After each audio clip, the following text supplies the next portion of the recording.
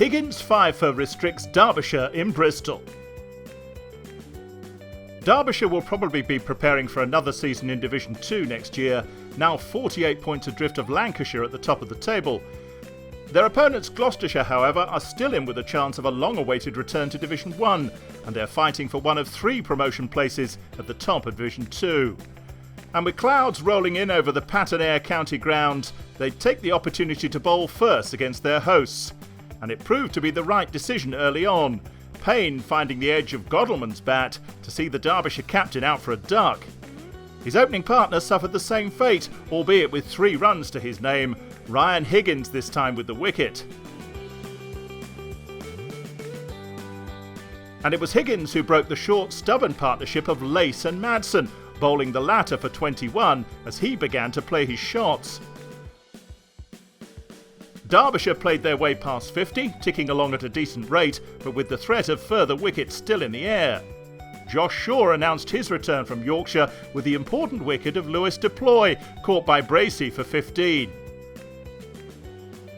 Higgins then removed Lace for 16, trapped LBW, the last of the top-order batsmen dispatched before lunch. They'd reached the interval at 62 for 5, Gloucestershire in firm control, having exploited the conditions to their advantage. Harvey Hussain and Alex Hughes had a rebuilding task on their hands and both looked to dig in. But despite that reticence, they lost another wicket without adding much to the total. Hussain could only edge Higgins through to Hammond to depart for 6. Hughes and Critchley came together to see Derbyshire edge towards 100, but they were 7 down before they got there, Ben Allison trapping Critchley LBW for his first ever Gloucestershire wicket. Finn Hudson-Prentice would finally provide Hughes with the partner he'd been craving. The pair came together to steer their side past 100, and confidence began to grow. When a Hudson-Prentice single brought up the 150, Derbyshire looked in the game. But the next ball saw an end to the session and an end to the innings of Hughes, bowled by Higgins for 39. Hudson-Prentice fell shortly after the restart, Shaw finding an edge through to Roderick for his second of the day.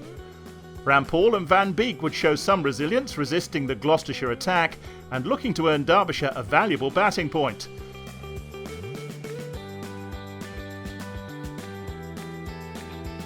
They just about managed it when Rampal was removed, Bracey with the catch at second slip, Derbyshire all out for 200.